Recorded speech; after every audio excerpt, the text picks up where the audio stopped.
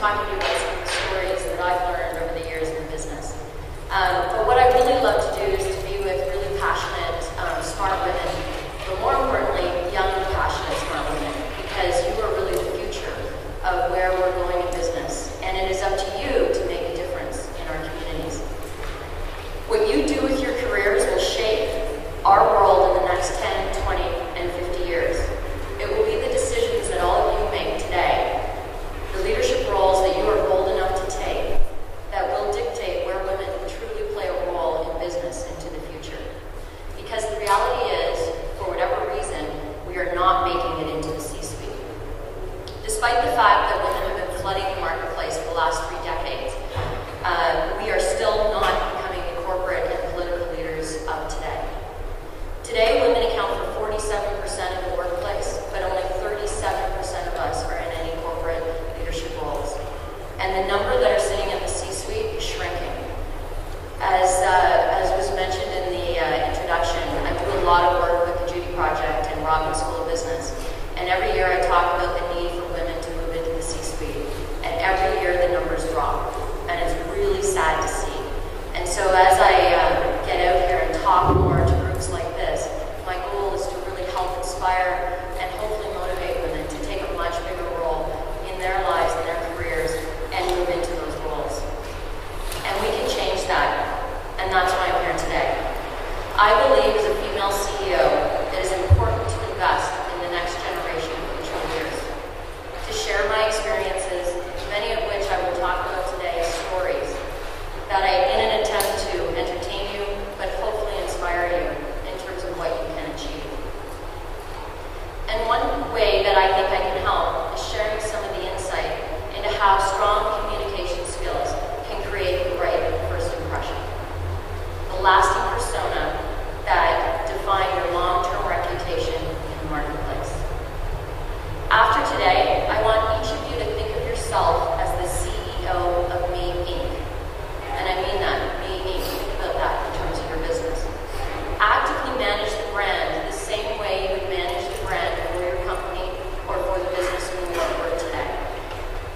Because if you truly want to be in the C-suite, and when I talked to the organizers before coming to speak today, they told me that this audience was made up of 25 to 35-year-olds that all want to be a CEO tomorrow. You need to prove that you have the skills, the savvy, and the experience, and the presence to do it. And we have only one chance to make a great first impression. And to that point, I'm going to talk about 5 words of wisdom, or stories, that I hope will help. So the first one is play to your strengths and be true to yourself. One of the most important skills in creating a personal brand or owning a room in that very first meeting is clearly defining what makes you different and how that unique selling point will resonate in a truly authentic way with the target audience that you're trying to reach. Way too often, we as leaders or as business people or individuals, we follow stereotypes of what our brand should be as women, or what our competitors are doing, or lose out on the ability to stand out as individuals and capture the attention of the room in that very first meeting.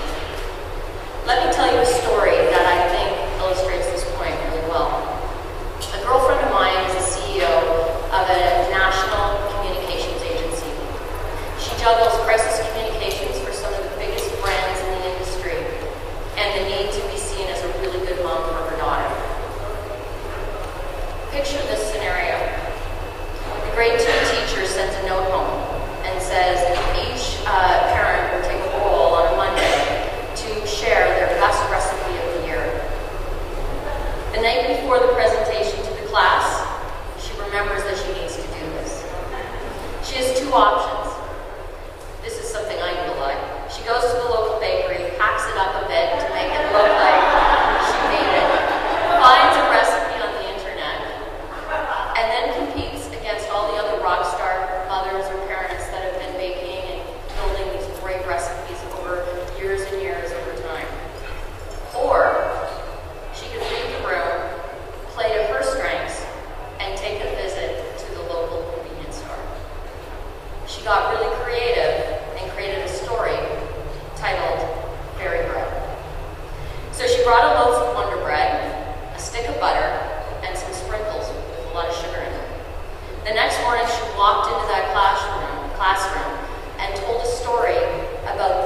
power of fairy dust. She handed out the Wonder Bread, had them put some butter on it, and sprinkle with the different colored sugar and sprinkles that she brought in. She gave them cutouts to inspire them to make it into different fairy characters. At the end of the year, the fairy bread was rated by the second grade class as the #1 recipe of the year. So the idea, though, is to think about, don't try to compete against what you think you need to be, or what others are doing, or what the people who are looking to aspire to that next job are doing. Think about what your strengths are. Be creative, take a risk, and sometimes serving Wonder Bread is not the end of the world. Often, it will mean being highly creative, taking risks, creating a persona, if done right, will leave the lasting impression that you really want with your key audiences. The second one is about really immediately forgetting that you're a Canadian and a woman. I know that might sound a little counterintuitive in this room, but if you think about it, Canadians by nature are shy. We're very, very hesitant to talk about ourselves and how great we are. Add the female gene, and we don't have a hope in hell of being seen as a leader. I can't tell you how many times I hear from a lot of the women that I work with, I don't need to promote myself. I'm great at what I do. If people will just see it. It doesn't feel right. It almost feels like a dirty word to be out there self-promoting. But as someone who's been there and in the business world, maybe a lot longer than a lot of the 25 to 35-year-olds in this room, that is a very naive assumption. Because men are doing it every single day. I work in communications and I've been doing it for a long time. And when I meet with male executives or male CEOs, the first thing they say to me is, how can you help me with my personal brand? We sit down and talk of the hour, 2-hour meeting, 80% of the time about them, their strengths, what they bring to the table, how good they are, and all the places that they want to be showcased and profiled, because at the end of the day, they want this job or that job, and they're actively going after it. What do you think happens when I talk to women? They say, how can I help to promote my team? It's all about team. It's not about me. God forbid it's about me, because at the end of the day, it's the team that makes us great. So let me give you an example. I don't know how many of you followed Julie Dixon a few years ago. So she was the federal superintendent for a financial institution. Very high, powerful job at the top of the financial industry in Canada. This was at the time when the U.S. markets were completely melting down, and all the focus was on what Canada was doing right. And Report on Business magazine decided that they would profile a woman who was leading that charge for the Canadian industry as a whole. As I said earlier, I'm in PR, so I can imagine how hard it was for her team to promote that, to pitch the ROB, get the editor, finally decide to do a profile piece on her. It's not easy. So let me take you through the scenario. So they start the interviewer, it all goes well, they get all their great quotes, and then they say, we want to do a photo shoot. And what does she say? No, I don't want to be on the cover of the magazine. Well, what do you do as the editor of the Report on Business magazine? You're stuck. Like, think about what's on the cover of every magazine. Typically 50 to 60-year-old males who are leading organizations. So she says, no, I want my team. When have you seen on the cover of the magazine, or on the cover of the blog, or on the cover of a team? It just doesn't happen. So as women, we get these opportunities to be promoted, and then we fight the system. And we think we're going to make a difference, and it's not going to happen. We need to be leaders for a reason, and we need to be willing to put ourselves out there and profile. So then, let me take you through exactly what happened. It actually started going downhill. So not only did she say she didn't want to be profiled, so the editors are like, well, we've got to figure this out. So they actually went online and started to blog about it. They started talking about it in social networks in terms of their dilemma, in terms of how might I be able to work with this. So they thought, what could I do? I could put a stick person on the cover. That wouldn't look so great. They did a Google search for her name. A porn star came up. They're like, we can put her on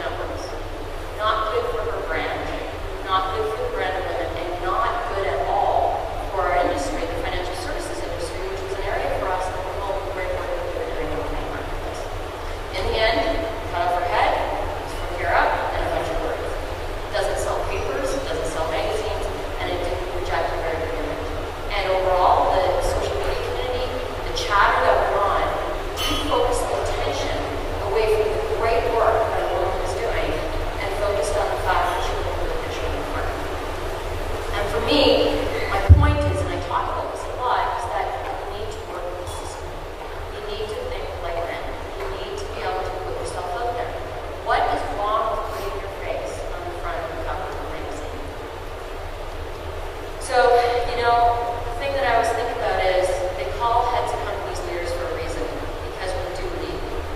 Sure, there is a team, but without strong leadership, I truly believe the team does not reach its full potential. So whether it's an introduction for you at a business meeting or during a meeting interview, I want to see you lead.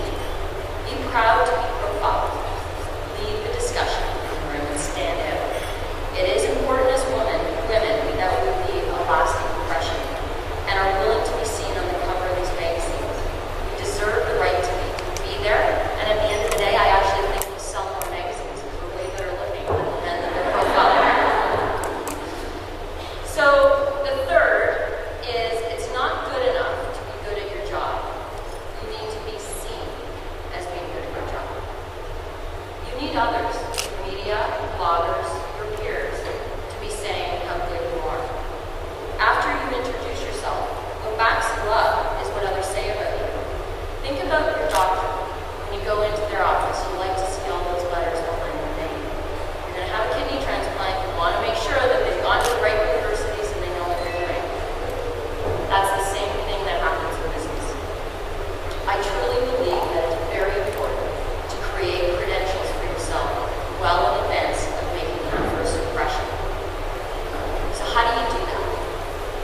That means actively looking for opportunities to be recognized and profiled.